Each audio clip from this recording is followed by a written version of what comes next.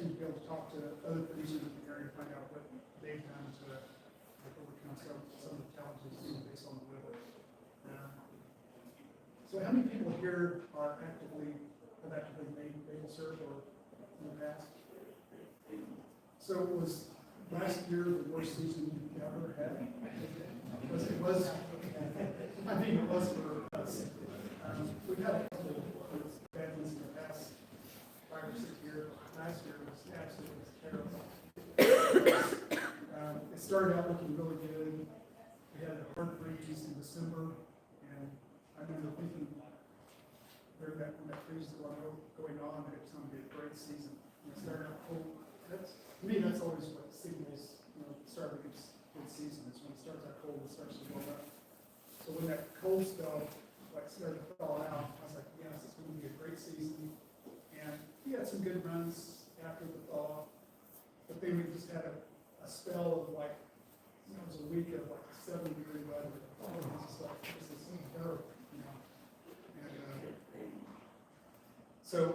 but getting back to my original thing, so being able to talk to other producers in this area and find out how they deal with some of these issues, I think is useful. So we've got a great lineup of speakers here today to talk about different aspects of syrup production, some basics, some more technical aspects of it. So I think it's going to be a good presentation. So our first speaker is, let's see, let me get my agenda.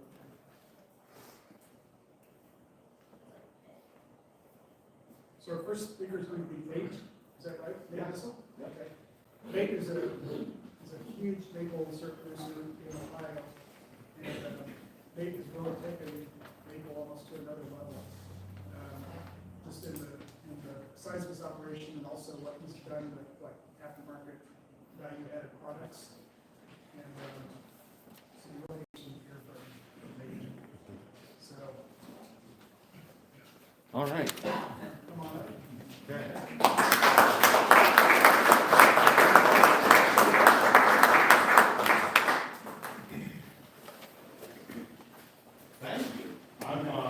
I'm excited. I'm excited for you guys. Last night, Fred and I grabbed some pizza. I hope you don't mind.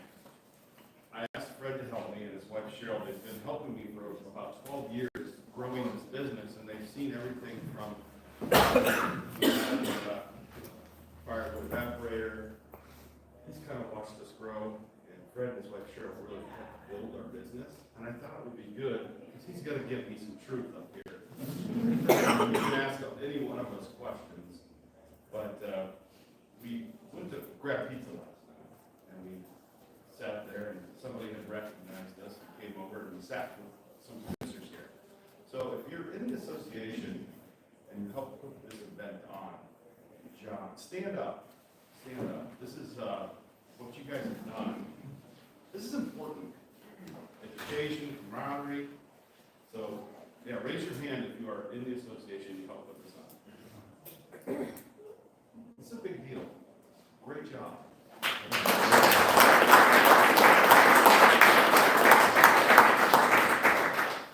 So, last night we sat down and as we started asking people questions, we realized that you are where I was. You're all learning, you're just starting, or you have 100 taps, 50 taps, 30 taps. I'm here to tell you, that's okay. You don't have to apologize. I was you, and I've been there, and I've still sat down my boot in January and February.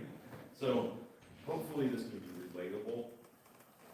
I think I'm going to talk more about the humanity of things than I am the technology and maple production. There's plenty of people here that will be able to talk about that stuff. I'm going to talk about the stuff no one wants to talk about. As a business owner, farmers are entrepreneurs. And we're going to talk about some of those things. I realized one thing I said last night is I started talking to everybody and they were kind of apologetic. Well, I only have 30 taps. I said, this is great, you guys haven't been ruined yet. Nobody's giving you ideas that, you know, I'll let Fred talk a little bit about some of that. I got up at 2:30 this morning. I went downstairs because after meeting everybody, I had a whole plan on what I was going to talk about, and I realized there's probably some better things to talk about that'll be helpful for you. And that's what I'm hoping for you, is that at the end of this is helpful, it's an encouragement, and that you're excited.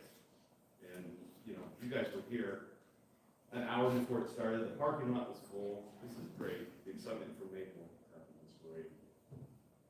So we talked about the association. I realized also that my father gave me such a head start, and I want to be clear that large scale is all perspective. I am not a large scale maple syrup operation compared to some that I've been to. It's very humbling to go to a place that has 260,000 taps, and you realize how small of a producer, you know, we are, even in the southern part of the United States. So it's very humbling to go visit, and I encourage you, any one of you, if you ever are up in Northeast Ohio, I open my doors, I want producers to see. I will. That's the only thing they let me do anymore is give tours. I've been fired from every job. I get to give tours and make YouTube videos. Those are the only things that I can do. But you are all welcome, because David Marvin, who owns Butternut Mountain Farm, and Bruce Bascom, who owns Bascom Maple Farm, they did it for me. And they were open and welcome, and they would ask questions, and they were open with information. And I think you'll find that the people who hoard information, you know, have fear that somebody's going to steal their customer, hopefully a little bit, but that is just a human nature thing. It's not the reality of things.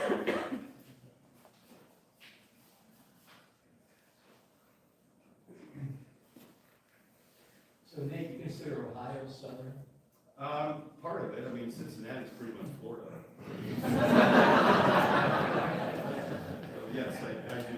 We're fortunate to be on Lake Erie, and I like that we should have some interactive discussions, because I'm here for you, not to get up here and tell you how awesome I am, and I actually want to talk about a lot of the mistakes I've made, because I think that will help break down into sort of ideas of what being a farmer and an entrepreneur is.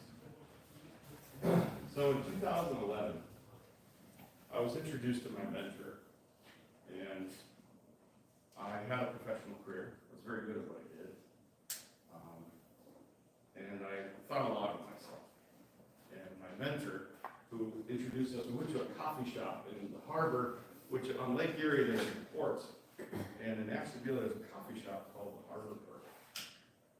And my friend Mark said, hey, I'd like to introduce you to somebody. And we went down, we had coffee, and I thought very highly of what I had built. And I look back and I'd say that's age appropriate. I was very proud, but what we know is limited as individuals, and what we don't know is unlimited. And to have a mentor, the one thing I'll say is the patience he had to sit across from us. You know, I was a man, but I was a snot-nosed, know everything, you know, finished grad school in business. I'm a scientist, I'm a chemist, and we make the best bourbon barrel-aged maple syrup, and this man's super wealthy, and obviously super wealthy people get there by stealing from young entrepreneurs. That's how he got his money, so therefore, I didn't want to open up. I didn't want to, I thought, well, of course he wants my business. How, give me some words, like how, oh my, yes. Oh my, yes, my sister would agree with that. Like, how much did I thought a lot of myself. And he said, well, Dane, I work for coffee, so anytime you'd like to meet, I'd like to come in and, you know, I'd be happy to, I work for coffee. 6 months later, I was finally ready for that coffee. Because we had hired some people, and as soon as you hire people, it's a whole other world. What you expect. And Tim came to the farm and met my father, and we sat down in a little wood stove in the original sugar house with my family. We're drinking coffee, and I'm telling him about understand margins. She's in charge of production, and she can't understand how to make a profit. And Tracy, she's doing this and this and this. He listened to me for an hour. And then he said, Nate, I know exactly what's wrong with your company. I was like, relieved, because I had been looking. And he goes, oh, can I have a cup of coffee? Yeah. I run over, give him another cup, and I sit down. So you were about to tell me what's wrong with the business. And he goes, yeah, I know exactly what's wrong with the business. It's you. And I have to tell you that was a relief. Because I was looking everywhere else. I'm responsible for everything. And I was trying to put it on others. And boy, it was a relief. I drove home, sat in my driveway, I cried for a half hour because it was such a relief to finally know what the problem was. Because you can't fix it if you don't know. That was one of the most eye-opening moments. You would agree, Fred, one of the most eye-opening moments of a career or of building this business. I tell people it's an overnight success story, 20 years in the making. We'll get into a little bit of the making and how we grew it, but I wanted to kind of establish this a little bit. Because you go to these things and everybody goes up front and tells you how brilliant they are, and there's no such thing as a self. Which leads me to 2018.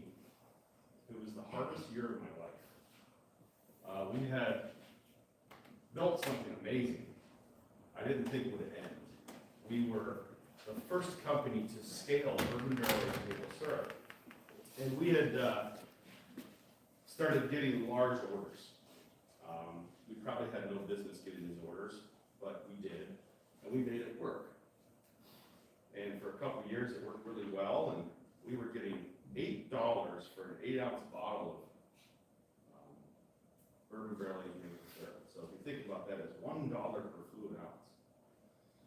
And we were just riding high. I can tell you the first time we got that first check, paid for the first order, it was, I checked my bank account. Because every now and then you can get on your bank account and you can listen, and the little automated voice would talk to you, And I listened to it and it said, you have 1 million, and I was just like, wow, honey, listen to this. And I would go through it, listen to this, and the next day I had like $37 because I had to pay all my bills.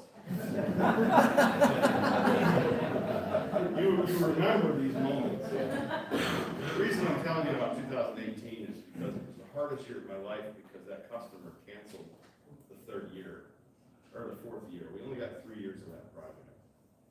And I had already bought the syrup. I had already put it in bourbon barrels. And I owed everybody money. I owed Fred money. I owed my grandmother money. I don't wish this on my worst enemy. The amount of pain and agony of not knowing what to do, I don't wish it on anybody. And I talk about this freely because I don't want anybody to ever have to go through this without knowing you can reach out and talk to somebody. But I was having thoughts a grown man with 3 sons should not have. Because I wanted the pain to go away. And I kept trying to get back, because I'm like, God, I've gone through this so many times. I could always get back, you could work really hard. I could go manic and work like 10 men for a week, not sleep. And I kept trying to get back, and I couldn't. And I looked back as I was reflecting on this last night, and early this morning, I'm so thankful that Kelsey called Tim in. And he showed up, and I'm like, what the heck are you doing here? He's like, we need to talk. And we sat down at the table, and he's like, I know what's going on. He's like, let's grab a pen, grab a paper, and let's start making a list. And I could not get pen and paper. That's how clouded my mind was. I couldn't do it. And he said, this is way worse than I thought. He said, you need to go see somebody. And I did. I went and got help. I went to a counselor, and they prescribed me some medication. I believe it was called Lexapro. It was the first time I had slept in probably over 6 months. Because when you aren't sleeping, it just compounds everything. Saved my life. Saved my life. And the reason I'm telling you this first, because I want you to know what you do. I want you to know that the successes come with a lot of hard times too. And we're still going to laugh today. There's going to be some fun today. I only have an hour, and I can probably talk all day. But I did want to tell you those 3 stories about my time with Tim and how important that mentorship was. Do you think Tim has been healthy for you? Very. I think Tim has been healthy for you. And I wanted to start with that. And then tell you that, you know what, some of the people that were on my team at that time ended up exiting. You know, it's my fault. I think Tim said you hired babies and then you treated them like babies, which made it worse. And some people exited, and the team that was left with me, you know what they said? We got you. We fought back. Could you speak louder, please? Oh, I'm sorry. The team that was with me fought back. They said, we got you. And we fought back, and over the course of 3 years, we paid off all of our debt. And we're stronger than ever. And I think the important thing is you should know that this has to happen. Because I wasn't going to listen to anybody. I thought I invented accounting. Right? I wasn't going to listen to anybody. It had to happen. I had to get broke down all the way to the bare base bones so I could become a leader again and listen. Because I'd walk into a room and say, here's a problem. This is how I think we're going to fix it. What do you think? And as a board member now, the important thing I've learned how to become a better board member on a nonprofit, but also a better owner of a business. It's really hard. You need to talk last.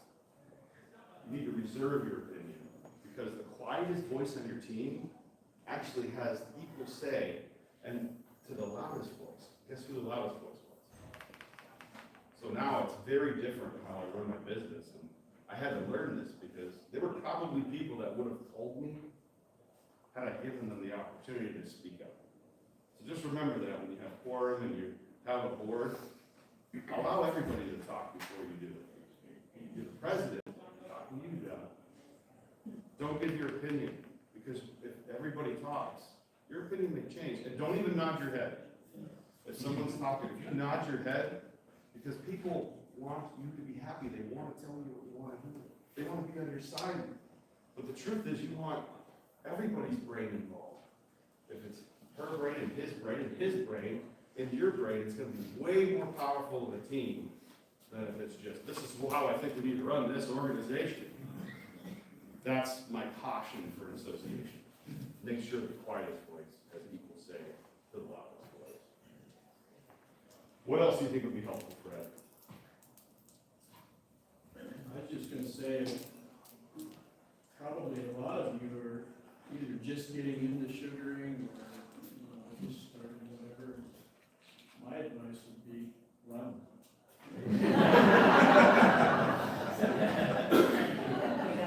Because you're probably gonna get addicted. And eventually you're gonna end up like, when he cuts himself, he bleeds maple syrup. I love this. I'm doing what I was born to do. I'm doing what I was created to do. And let me tell you about the first time Fred came to Bissell Maple Farm, and we were sitting, and I said, well, Mr. Sheila, I can't afford to pay you what you're worth. And that was the truth. He had owned an appliance repair business for 45 years, and he had experience. He had experience with people. And this is a man, I remember we bought that Ford pickup truck. It was an F-550. I was so excited. We needed it to haul staff and haul a tanker and plow snow, and I was so excited. I said, Fred, I made a deal, and I handed him like $7,000 to go pick up that truck, and he comes back and he hands me $1,000. I said, Fred, I already made a deal. He says, I know, but we looked it over and I made it better. To have a man like that in the corner, Fred is well known in the maple industry. They know him in Vermont. They know him in Wisconsin. Fred, how much maple experience did you have before coming to work at Bissell Maple Farm? I thought Aunt Jemima was peanuts. Slide over this way, little Fred, so you can, you're in the shot. One of the great things about Fred is he wasn't ruined yet. And my father and I really kind of built this over, from 1998 to, 2008 is really kind of the beginnings of where you're at now. My dad had 17 to 30 taps growing up, and 30 taps was a lot. He would make the syrup, finish the syrup on the wood stove in the kitchen, filter it, and I was raised with it because his dad did it, his dad did it. I realized how grateful I am for that experience, because when I went off to college, I didn't realize not everybody had pure maple syrup. So when I went to college, I missed it more than anything. So I'd come home on spring break, and I'd put up 300 bucks, and then I'd leave. And my dad would have to do all the work. This is also how I bribed my college professor, so I wouldn't flunk out of college. I'd come back quarts of maple syrup. Actually, I found the smartest person in the class and always studied with that person. It's really how I did it. But one of the interesting things is the first year, Fred kind of observed. He was really interested because Fred raises beef cattle. He raised hogs if Cheryl would let him. Always in ag, had a herd, would do hay. So this is something in Northeast Ohio, it's in our culture. And Fred watched the first year, and the second year, he just made an observation. Because my dad and I, we are polar opposites. He has a green thumb. I do not. That's why maple's good for me. I can't kill a tree. It's been there 100 years. It's got a good chance of living. So my dad and I are polar opposites, which is great. But Fred goes, why don't you guys tap your trees before the season starts?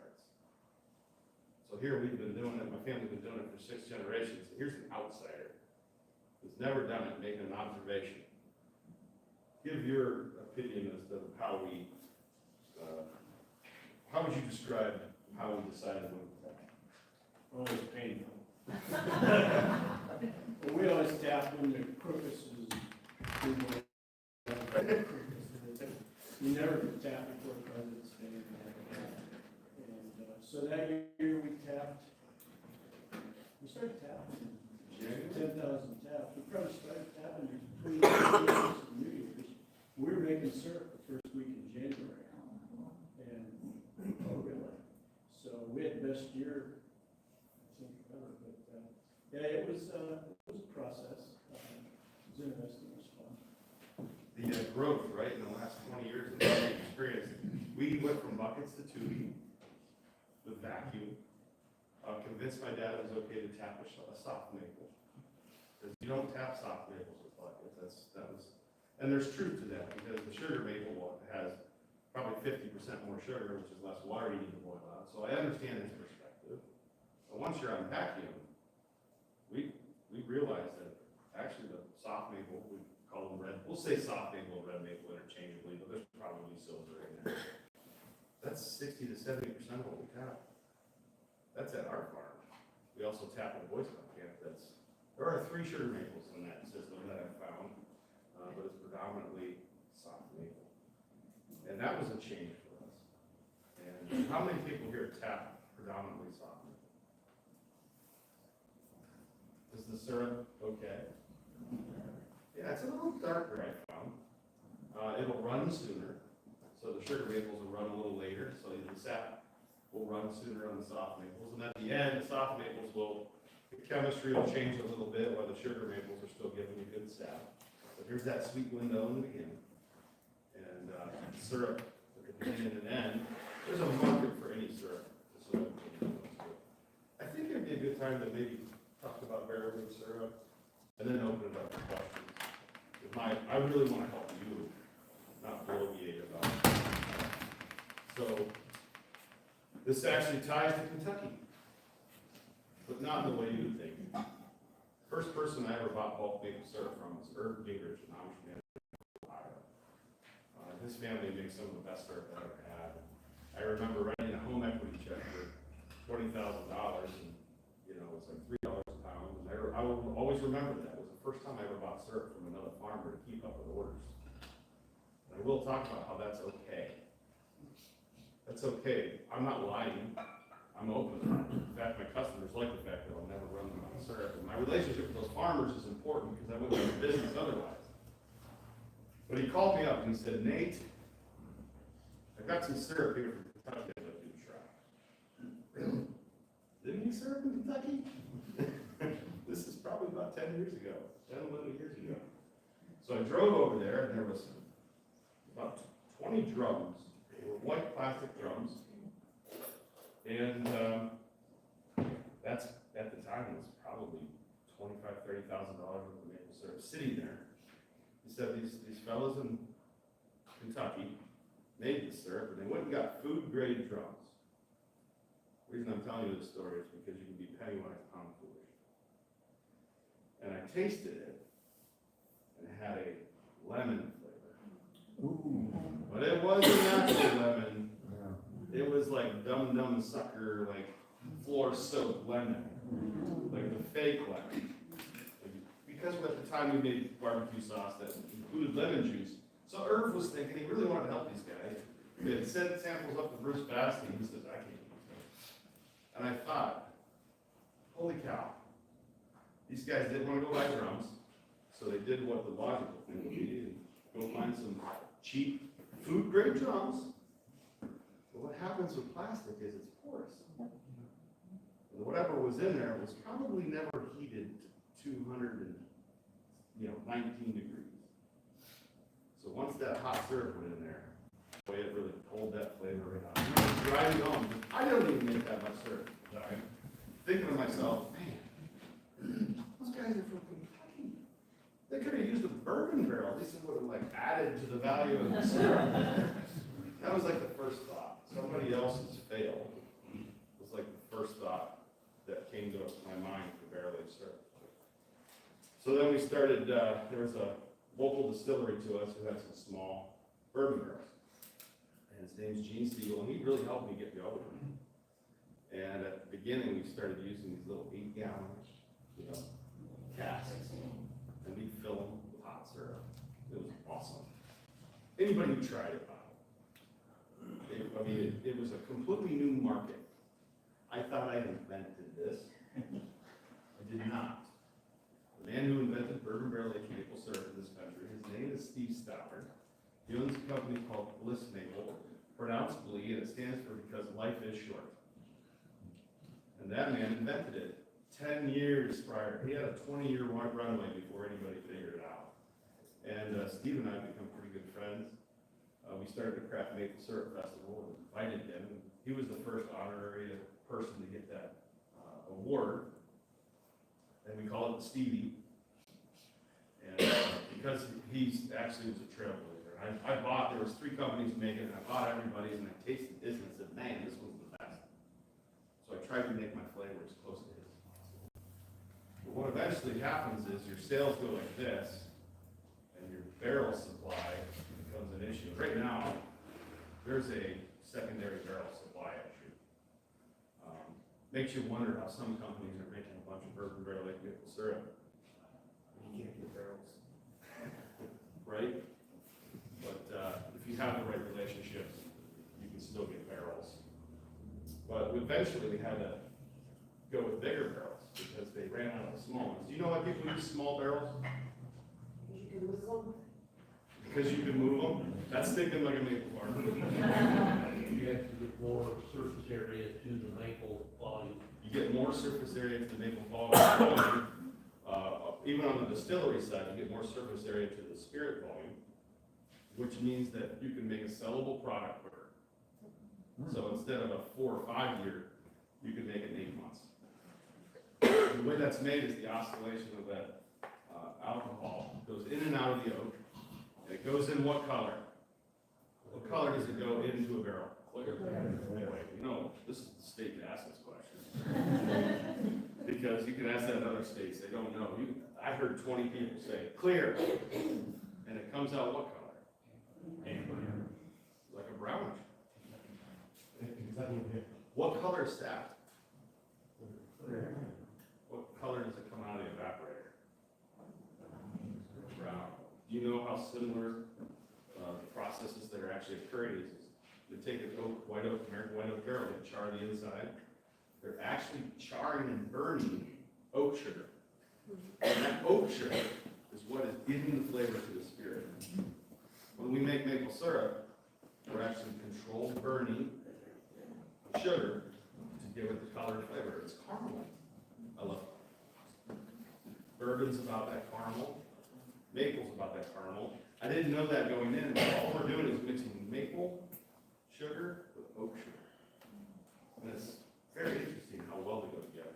This is the one product that, out of all the craft maple products, it tastes pretty good. There's a lot of them out there.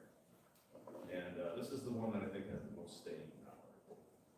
But eventually we ran out of small barrels, and we started having to go with big barrels.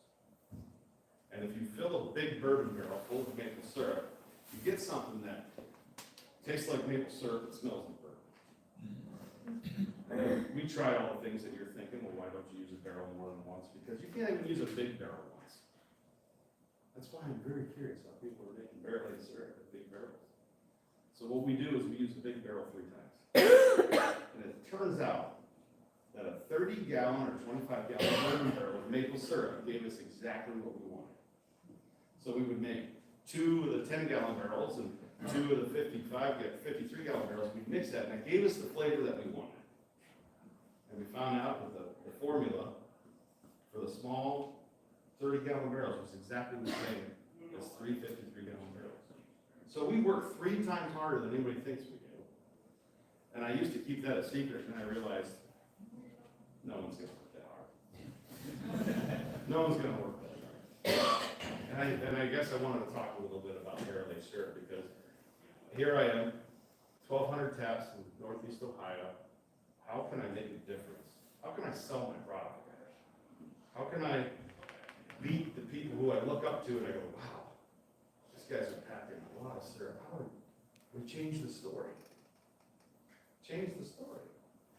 First year we did a food show in the IX Center in Cleveland. We had a booth, and we took every maple product we had, buddy. We had maple cream, maple candy, maple peanuts, maple pecans, maple cream. Sounds like Bubba from Forrest Gump.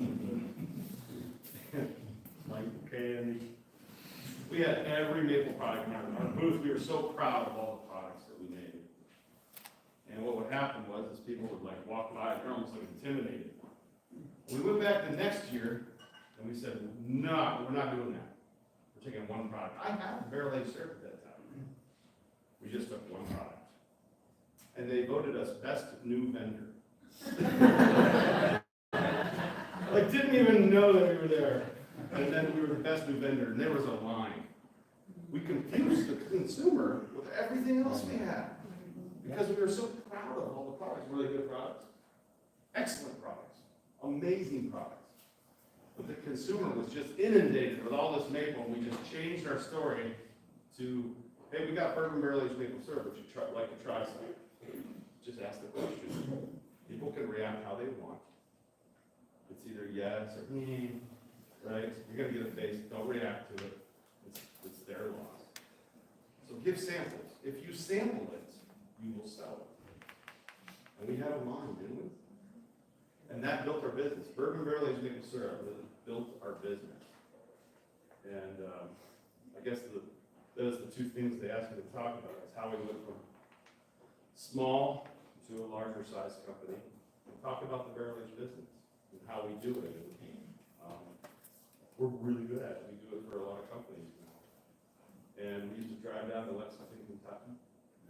And we got gypped on a lot of barrels. We learned a lot of hard lessons. Barrels are a perishable item, just like fruit, like bananas, like apples. And they saw us, Ohio boys, coming from a mile away with our little Sprinter we would rent from Hertz and drive down and fill it up and get back. We'd fill it full of syrup and go, huh, this stuff doesn't taste good. So we had to learn to get fresh barrels, not decoration barrels. And we learned a lot of hard lessons, and I wanted to share them. And I hope at the end of this, I can save you a lot of heartache, a lot of tell you the mistakes I've made. Yeah. When you're done using your bourbon barrels, is there a market for that used barrel to go back to the distillery or go back to maybe a beer maker or another? That's a great question. The question he's asking is, after you're done using the maple barrel, is there a market for that barrel? That's the question. Absolutely. What's that barrel worth after maple's been in it? Is it more or less than bourbon?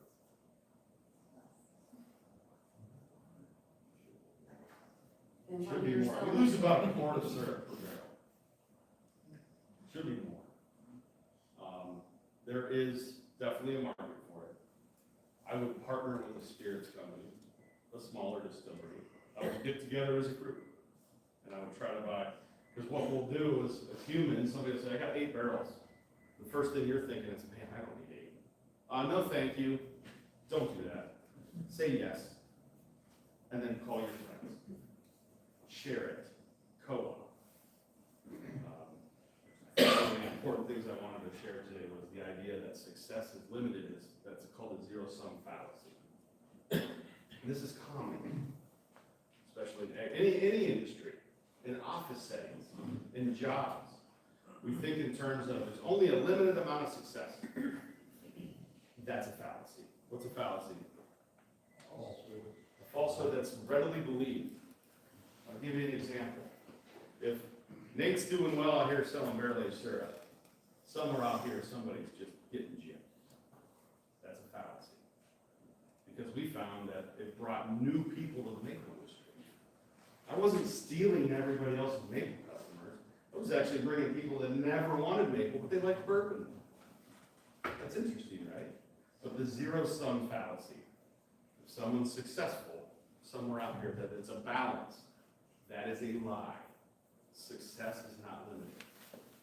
So you're close-knit. Everybody knows everybody. You should be encouraging each other. You should be helping each other. If you're successful, you're more likely to be successful. Is this a common thought process? Even in offices.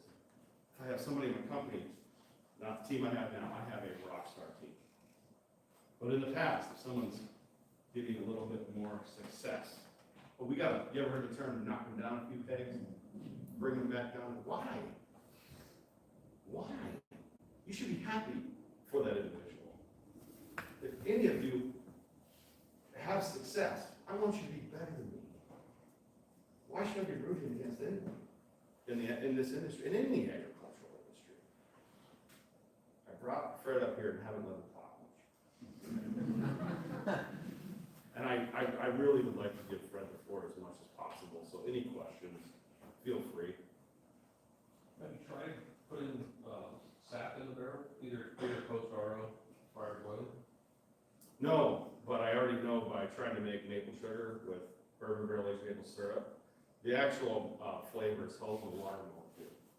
And once you run your evaporator, that's gonna leave with the water. So we figured out that the flavor is actually held, if maple syrup is 66% sugar and the balance is water, the water is what actually holds the off flavor.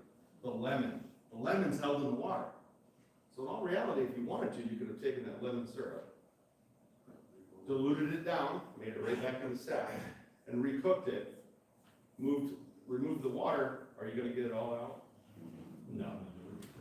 No. There's something called in this case, until you remove all of the water, you're not gonna remove the off flavor. That's why, can bourbon barrel-aged maple syrup ever be 0% alcohol? This is Nate the chemist talking. I'm asking. No, it cannot. There's something called an azeotrope. Those are azeotropes. They hold on. It's basically water will bond to alcohol and will not let go until all the water's gone. So you can never get it down to 0. Has anybody seen a drum of maple syrup or a pail of maple syrup expand, balloon up, wasn't in the proper storage? Anybody ever see that? Oh, Brandon has. You've seen it. What's causing that? Fermentation. There's actually a lot of naturally occurring alcohol in maple syrup. We don't particularly like it. And then once it becomes alcohol, it becomes what? Vinegar. Nobody wants to put into their pancake or waffle. It tastes good. However, if you make maple vinegar, and they know you're getting vinegar, that's a whole other story. So, go ahead. Have you worked with any distilleries on doing like specific small batch stuff with their? Yeah, let me, can you ask your question in a different way? Sorry, I'm Marcy. Have you worked with a distillery using their particular barrels to market their particular Absolutely. Her question is have we ever worked with a distillery to make a small batch bourbon barrel aged maple syrup? It's actually become a nice little business for us. We're all not blind to the fact that the craft brewing industry, is it declining or increasing? What was that? Increasing. Craft brewing? Decreasing. Is it really? It's not we grew, basically hit the peak, and now we're on the tail end, so many people got into it, invested into it, they get to the end of their career and they want to retire and start a brewery. They started a lot of breweries, and when you have a lot of something, what happens to the price? Take it to margins. I'm not saying the craft beer industry is a good industry to sell your barrels or part of it, just maple syrup and beer. What I'm saying is there's another industry that's growing really fast that really has a lot of ties to this state. Distilling, it's growing fast. So a lot of people don't have a product to sell. They start a distillery and they have to wait. And then they'll get a couple barrels, but you can give them a product right away that they can sell in their stores. Somebody can walk in. You don't like bourbon, you may like bourbon barrel aged maple syrup. You have more markets that sell your brand and move it, and that is something I highly recommend. Is there a lot of distilleries in Kentucky? You guys, there's plenty of business in the state, and I highly recommend barrel aged maple syrup as a way to get higher margins for your syrup. How long do you keep your maple syrup in the Oh, this is the truth. This is a great question. How long do we keep our maple syrup in the barrel? And I think the industry knows this, we just don't want to say it.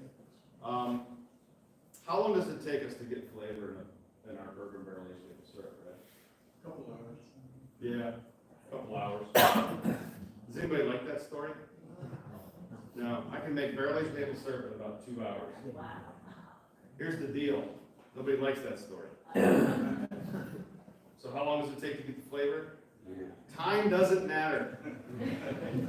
Does it matter for bourbon? People love that story. They want to hear how long. I'll leave it in that barrel however long you want.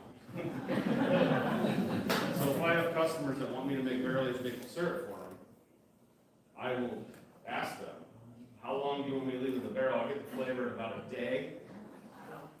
So how long would you like me to leave it in there so you can tell your customers? Because what do the customers care about? What do the customers care about? The story. What should you care about? The story.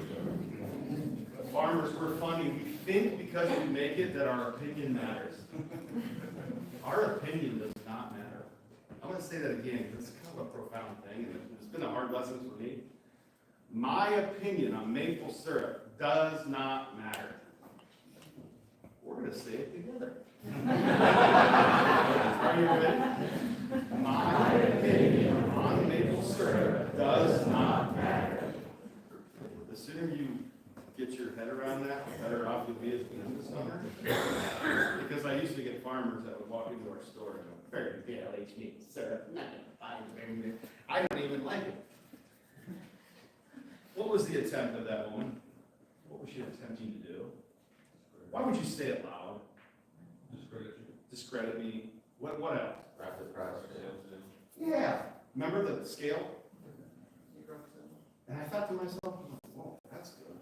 You know buying it. No one in here buys maple syrup. Yet we think our opinion matters on maple syrup pricing. It's, you can get things 2 of 3 ways. Good, fast, or cheap. Pick 2.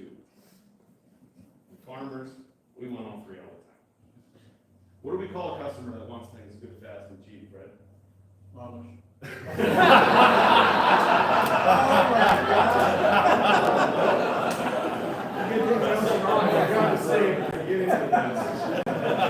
That was a greater than 0% chance that we get canceled. I was going to say a bad customer. But yeah, bad customer. Don't be a bad customer. But let's ask questions. I do want to. His insight on this is so important and valuable for you. Go ahead. When you're scaling thought you said you started with hookups, presumably that was on your own land. And then at some point you were buying syrup, not even sound, I guess, but syrup. you were making. So in between, I'm way down on the Sure. village. Yeah, let's- So we're using pump taps on a neighbor's land. But, so do you have any experience and information or help on how you might lease taps, or do you lease taps from anyone in between? Yeah, so the question is, how would you go about approaching somebody about leasing taps? What's the most important thing about making syrup? What do you need? Trees, you need sap, but you need the trees. And I think I'm gonna talk about this a little bit, but make sure if I don't answer your question, because I do this sometimes, I go, you can do, but make sure that I come back to it. Because I want to talk about, at about 1,000 taps, you break even, that's on vacuum. And that's selling bulk syrup. I highly recommend building your own market as much as possible, but I'm gonna say that again, at about 1,000 taps, it's a break-even venture. I don't care how much cotton candy you sell. Cotton candy is very profitable, but 1,000 taps, on vacuum, you break even. Yes? And that's assuming a $1 an ounce price, correct? No, that's assuming the bulk. The bulk price. Okay. You'll get your money back in the effort that you put in. So I know that we're not all there. I was you, and I thought I could go and build my business by doing 200 buckets here, 200 buckets there, 300, and you become a star. You're just making a star everywhere, running all over the country. And I guess I'm trying to help you, like, save you from the pain, if you want to be saved from the pain. Like, I wish that I would have just went out and borrowed the money at the beginning and put 2,000 taps on vacuum, because I would have made my money back with less hassle, less energy, faster. But we don't like to see the reason I've been able to build this business is because I'm stinking stubborn and I won't quit. My biggest weakness is I'm stinking stubborn and I won't quit. So I'm just trying to help you understand that I put 5 additions on my sugar house. By the time I built my addition, it was too small the day it got finished, before it was even finished. I kept doing addition after addition because I kept solving the problem that I see in front of me. And I remember Tim coming the first time, he looked around and he goes, under his breath, this is way too small a building. Our building now is 40,000 square feet. I thought that was going to be big enough. In fact, at the beginning, what did I think? Right. I had to rent for, I thought I was going to have to do boat storage. It was huge, it's 1 acre building. It's an old General Electric plant. We actually we're putting additions on that. I thought that was going to be big. It's not. We think about this maple season. We don't want to think about 5 maple seasons. And if you're an equipment manufacturer, so I do want to talk about the difference between educators. We are all a community. There are educators that are helping us learn how to hold our sap, make better syrup. There are producers, and there are equipment dealers. And we are all a part of this. Everybody has a different part to play. We get really upset when they cross over and mine. The truth is, if you're an equipment salesperson, what's the most frustrating type of customer? The person that just looks at now. You're trying to save them, and what do they think? They just want to sell me a evaporator. Get my money. That's what it is. It's all about, right? Hey, there's some like that. So we assume they all are. The truth is, they want to ask you questions about where you plan to be, and sometimes we have a hard time seeing it, visualizing it. So when somebody starts talking to me about, hey, I got this lead on 50 trees over here, and I got to drive 20 minutes, and I'm thinking to myself, I did this, man. It sucks. Go find 50 acres. Put tubing on it. Lease it. Borrow the money. Oh! I built my business with cash. My wife and I, my wife's a school teacher, first grade teacher. We've lived off her income for 20-some years. Every dollar I ever made in my professional career, because I didn't want debt. I didn't want debt. Now some of you are going to go home and say, honey, Nate said we can just borrow money. You do not. Still need a business plan. all want to be debt free, and, you know, it's in the Bible. It's in the Bible, right? Pastor said debt's bad. Well, your home and how you run your home finances is very different than how you run your business finances. So we try to bring our home finances, this is where we get the zero sum, because there's a limited amount of money. It's kind of where it comes from. Well, if I want to pay my cell phone bill, I don't need Netflix. Got to keep it balanced and balance it. Well, that doesn't, you know, of course you have to have a budget, but if you borrow the money, you're going to pay back that money faster if you do it right. Penny wise, pound foolish. Now, I know we have a lot of beginners. Find out if you like it. That's Fred's point. Fred, your point. Well, Nate's been chasing that rabbit around the barn. To answer your question, on that, 50 cents for reds, 75 for sugars. But if you're in a high, in a competitive area, like some of the guys in Vermont, they pay as much as $1 or $1.25 a tap. Nate said, Fred, don't say anything stupid. It's really hard. There are a lot of good Amish producers. Yeah. So it's a kind of a joke. Bourbon Barrel aged maple syrup propelled the business to the next step. And we've been all over Vermont, Wisconsin, tasting Bourbon Barrel aged maple syrup. And I'm not kidding. 9 out of 10 of them, you taste them and you want to spit them out of your mouth. And it's because they cheat. It's that simple. They'll take a wooden barrel, they'll put their maple syrup in it, they'll dump a quart gallon of bourbon in it, shake it around, let it sit there for 3 minutes, and it's bourbon barrel, it's garbage. So make it right if you're gonna do it. Make it right. That's a good point. You'll help it. But we were at a show, I don't even remember which one it was, but you know, when you're at some of these shows, people are walking by you, and you're over here, and they're going, keep walking. They don't want to make eye contact. So, I said, yeah, we're not doing so good at this place. Got a ketchup squeeze thing. Oh, yeah. Got it there, and guys walking, hey, stop. It's bourbon barrel aged maple syrup. You want to try some? Open your mouth. Fred was squirting bourbon barrel aged maple syrup.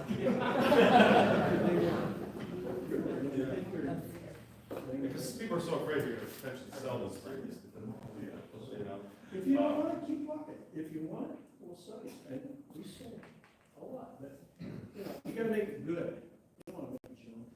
Yeah, you can't take bad maple syrup, put it in a bourbon barrel, and have it come out like your maple Stiltskin. So It's not gonna turn into gold.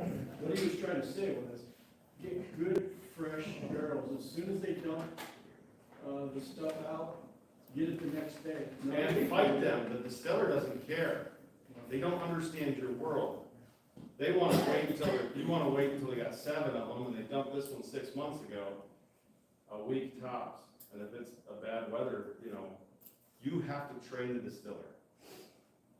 Who has to train the distiller? Yeah, and they'll try to convince you, no, it's gonna be fine. No, we do the syrup, you do the bourbon.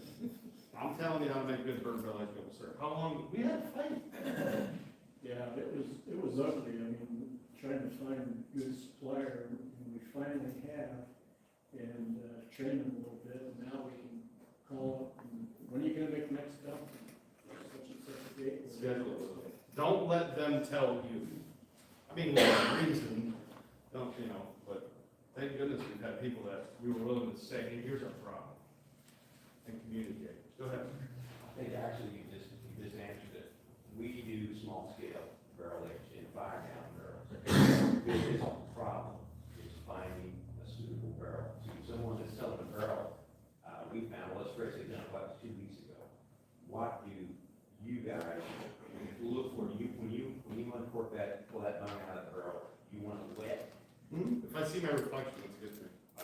Well, I pick on most of them, and many times there's actually not liquid in there, but it's glistens or it's. Right. Still wet. Yeah, you know, and you push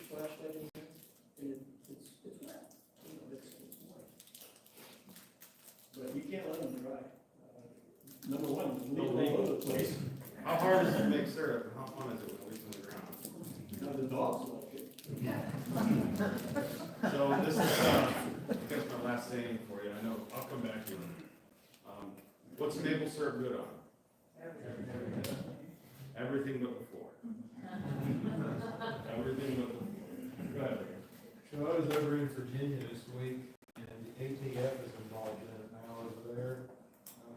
So people are making, we got one producer over there who's kind of ruining it for everybody. He was making them hot. And somebody complained to the ATF, and so now they're involved. And in Virginia, they're doing bourbon and rye whiskey, so they're requiring them to send it off to the lab and pay $2,500 for each single one. Because one person had way too much alcohol. Now, Now this may go industry wide. yeah, I mean, it's bound to happen, so Yeah. sadly, Warren Buffett didn't come up with this, but it's the 3 I's. You first have the innovators, like Steve, who comes up with a good idea. Puts bourbon barrel, maple syrup in bourbon barrels, and he innovates. Then the next I, what's the next I? Imitators. The imitators go, oh, holy crap, look at that, he's making $1.25 a fluid ounce, I'm getting it. And now imitators come after the innovators, and then it's the third eye that ruins it for everybody. What are they? Idiots. It's the idiots. Well, there's only 2 gallons in a barrel. Yeah, it's, their greed, their avarice is, what Warren Buffett says. So greed will ruin it, and it'll bring down, the good actors, the people who are actually doing things the right way. Our regulator said, at the beginning, the farmers really weren't thrilled with this idea, because it wasn't, I was making commercial syrup and selling it. And the regulator said, if Nate wants to go get pickle barrels and put maple syrup in pickle barrels and make pickle barrel aged maple syrup, can he do that? Yeah, I said, we're gonna buy it? There are some weirdos out there.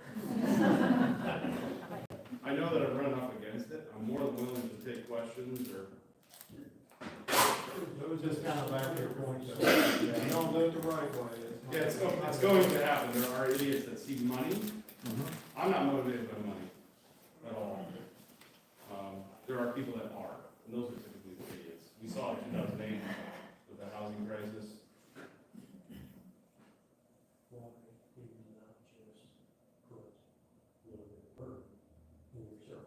Oh, it's illegal, number one. So the question is, why don't we just put bourbon in your maple syrup?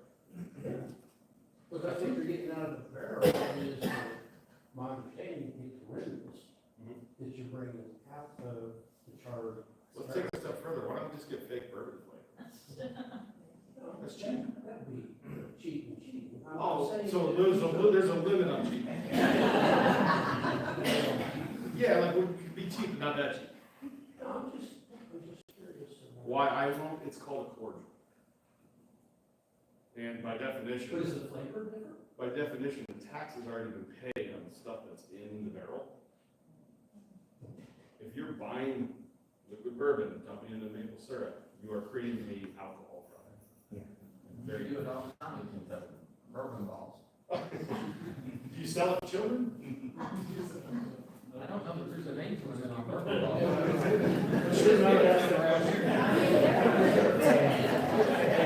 Junior, you're 10 years old now. It's time you learn.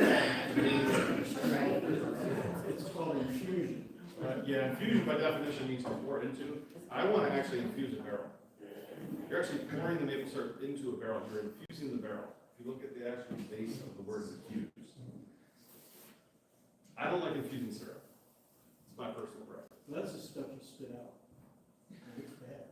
Well, what happens is this greed. You just As infuse. soon as you tell somebody you can do it,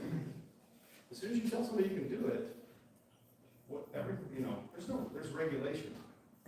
I don't particularly want more government oversight.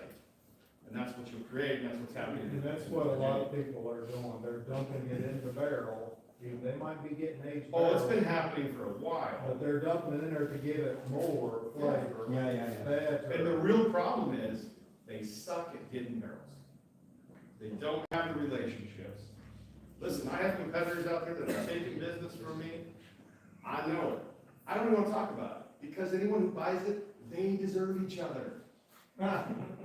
They deserve each other. If that buyer at that large grocery store chain sees the price versus somebody who actually gets splinters, what's worse than the wood splinter? Metal splinters from the rings, like it sucks moving barrels around. That buyer who looks at the price of my competitor and goes and says, I'm gonna buy this because it's cheaper, they deserve each other. The people that buy, they deserve each other. Guess what? The customers that I want, we deserve each other. The problem is that once you taste it bad. And it's not about the alcohol.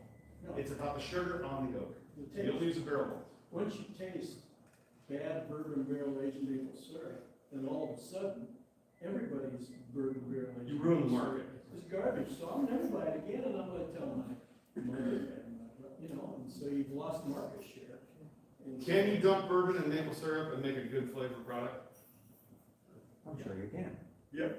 I mean, part of it's a story too, right? I mean, this is a process, it's a story, and about infusing the syrup. What you see the world is you yourself, and your perception is, it's your reality. There are people that, if they buy something cheap, it's a good product. So the Those process things- part of it, like, What's the so question? the process part of it, when you're putting it into the barrel, you've also got like the char and the charcoal of it. I mean, I know you filter it afterwards, but do you think the charcoal actually gives it some filtering, changing, like taking some stuff out of it as well? No, I actually think that it gives it vanilla. There's a lot of vanillins in white oak. It's brought out through the burning process. Anybody who says they use a barrel over and over is a fraud. So the syrup is pulling more out of it. The water in the syrup. I fill barrels hot. You fill a barrel hot, what happens to maple syrup when it cools? It shrinks. You create a vacuum in that barrel. You create a vacuum in that barrel, you're pulling out of the oak into the syrup. So cold packing a bourbon barrel doesn't work well. Using a barrel over and over doesn't work well. I know there are people out there that will rationalize, I'm gonna use this barrel over and over so I can say it's bourbon barrel aged maple syrup, and then I'm just gonna dump bourbon in it. I make 4 million gallons of bourbon barrel aged maple syrup out of this one barrel. And they think that's rationalizing. I don't even wanna waste time with it, like, it's already happening. I wanna talk about the positive things. I just don't wanna create frauds here. They're here already, not in this room, but they exist. They're going to ruin the industry. We're all gonna end up not being able to sell a product because of bad actors. And by the way, those are the people that get into something, they get out real quick. They're not even gonna stay in the industry. So my family's been making maple syrup for over 100 years. My name matters. There's a lot of people that see a quick buck. They're in, they're out. How do you fix the story so that you can separate yourself from the face? I tell the truth. So I tell the truth on everything. Fred and I get in our box truck. But is it on your bottles? You have something laid on your label that says this is the real deal, or? I think marketing is more or less, unfortunately, there are ways to say things. Think about this. Let me give you a great example. It's 4 million gallons of maple syrup made in the United States. On paper, probably they figure it's more like 6 million gallons. If maple syrup goes from a tanker to a specific company not to be named in Vermont, gets put in bottles, and on the back of the label it says, Vermont, what does the consumer think? It's ambiguous. Remove ambiguity. If you want Kentucky maple syrup, and you put Kentucky on the front of the bottle, what does it have to be? It has to be from Kentucky trees. I'm telling you this because the consumer is dumb. They are dumb. We're dumb. We're consumers in other areas. We just happen to know a little bit about maples. If I put maple syrup in a jug, and it says Ohio maple syrup on the front label, what does it have to have in it? Ohio maple syrup. If I buy maple syrup from Kentucky, and I put it in my Bissell Maple Farm jug, and on the back it says I buy from firefighters, teachers, engineers, I partner with farmers, and it's got Jefferson, Ohio on the back label, I have to have a label. It's legal. Unfortunately, people will think, because on the back it says Ohio, that all of the syrup from our facility is from Ohio. There's things, the regulators, I have to do things legally. It does not say Bureau Ohio maple syrup in front of my jug.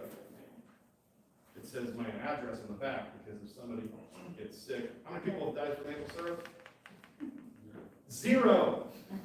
But state says, federal government says, they still need to be able to get in contact with you. Let's just say a bumblebee flies into the syrup, you put it in a bottle, and somebody ingests a bee because they are, they're allergic, they have to be able to trace it back to you. That's the law. This isn't like Nate's opinion. I am proud of the farms that I partner with. I am not hiding from it. And there's a lot of farmers that have their own markets, and they go buy syrup from another farmer, and it's like, you think it's a black market, just don't tell them, like, buying syrup from you, don't tell anybody. Why? It's because that's how you don't mind it.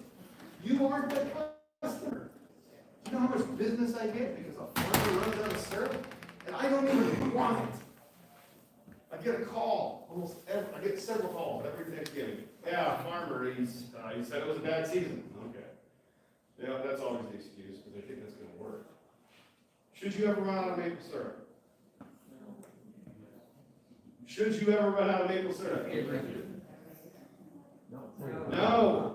Do you want to make money? I should start with that. We're not the customer. But what I had this too. I had this too. I didn't want to put somebody else's syrup in my jug. And then I realized that's a freaking benefit. How many maple families do we partner with? 100. I eat at their dinner tables. When I'm in town, I don't have to get a hotel. I stay with these families. I've known them for decades. If you're a grocery buyer or a big buyer of maple syrup, do you want the guy that makes all his own syrup who's going to call you in November and say he's out? Or do you want the guy who knows everybody? What's got your job on the line if you're a buyer? What would get that buyer fired? Unfortunately, in corporate America, everybody goes to work every day thinking about how not to get fired. So, if I run my grocery store out of maple syrup, what's going to happen to me? I'm going to get fired or get yelled at. Buying from small producers, this is the crux. I want to be authentic. I am authentic. Is every drop in my jug for me? No. I bottle more maple syrup than the state of Ohio makes. How in the world can I get every maple farmer, even in Ohio, to sell me their syrup? They won't. That's okay. They got markets too. Does that make sense? I'm telling you, it's okay to buy from farmers. I will help you. Call me. I'm not going to run around, by the way, and say, yeah, I sell them all the syrup. So if you want to buy, we're all worried about losing business. There's so much business out there to have. Somebody else had a question. Well, so the lady in front of me, so we're, Kentucky, there's not a farmer down the road to buy syrup from right now, so. Not yet. Not yet. So, do you buy sap, or did you early on? So sap is very regional. You can't really ship it. I do buy sap because people are willing to sell sap. I have a place that I will ship it by tanker at a Boy Scout camp and haul it to our facility. I don't really buy sap anymore because we are organic. So I have to use organic sap. Another fraudulent thing to talk about at some point. Hey, listen, it's just a tax. By the way, I don't buy it, so it doesn't matter what my opinion on organic is. Guess what else? Who else's opinion doesn't matter about organic? Yours! You want to make money? Organic. It doesn't matter what you think or if you buy. Hey, what's the difference in organic and non-organic? About $400 or $500 for you guys.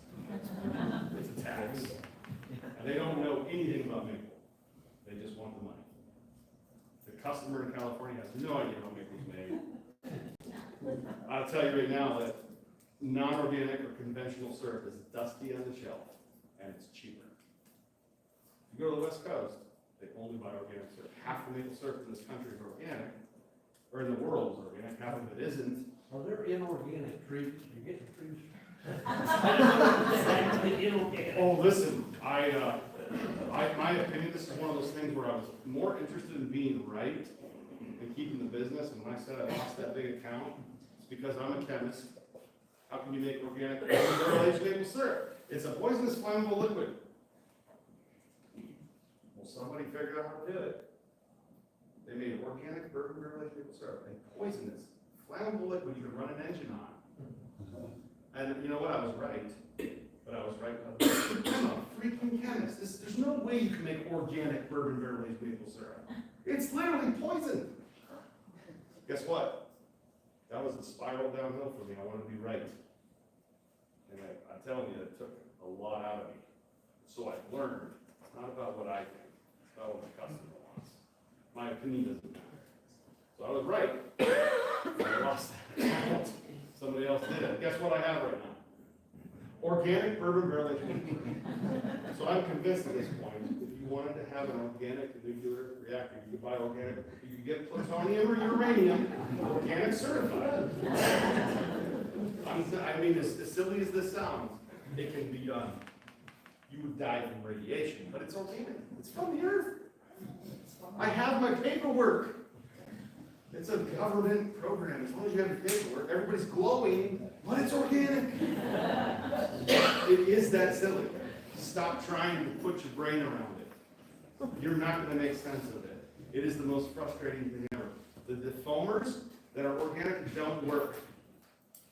They don't work. So what people do is they put so much in the syrup. This is years ago. I mean, safflower oil. So we'd get drums of syrup, and there's a layer of oil on top, which actually makes it adulterated. So it's organic, but illegal and adulterated. Now, as an industry, we kind of moved beyond that, but it is that silly. My point is, you don't buy it. Stop trying to wrap your brain around it. Be rational. Is all maple syrup organic? If you pay the money. It's the most organic product out there. But you have to have the paperwork that says you are, because that grocery buyer's butt's on the line. As soon as you try to tell somebody, it's really, you've lost it.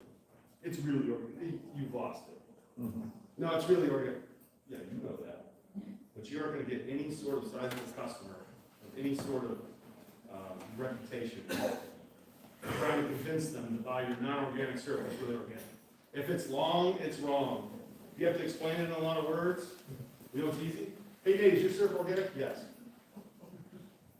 We don't have to have a lot of conversation. I know I'm gonna pass my time. I appreciate it. Oh yeah, absolutely. I gotta disagree with him on one point. Syrup's good on everything except for, it's even good on. We were in a growth spurt, we had the new production line going on, making bottle, 20 bottles a minute, something. Yeah. So we're working all day in the woods, and we're up early, working all day, and then production needed to come in at 6 and get started, but the syrup wasn't there, it wasn't being heated. We had basically empty drums. So we're emptying drums till 2, 3 o'clock. Fred did a lot of all night. And so the one time we got some really good syrup, and because that's what we had. Yep. We spilled some on the floor. So we looked over, and he's down there at 2:30 in the morning making syrup. It's really, it's that good. So it's even good. Is this helpful? I was hoping to be relatable to everybody that has one tap, somebody that has a million taps. It's really hard to talk about details of maple, which all of you want to know. I learned a lot of stuff from Maple Trader. Brandon was on there. You ask questions. There's no manuals for a lot of the equipment 20 years ago. You'd get it, and that was it. You had to figure it out. But today, there's resources. There's equipment vendors. It's okay to partner with an equipment vendor that you trust and want to work with. So I know I'm into somebody else's time, but thank you. Thanks for giving me.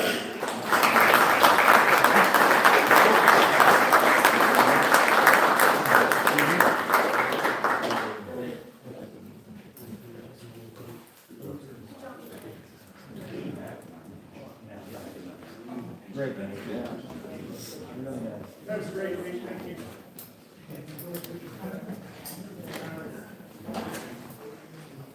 Nate brings up a good point, and that is, a lot of you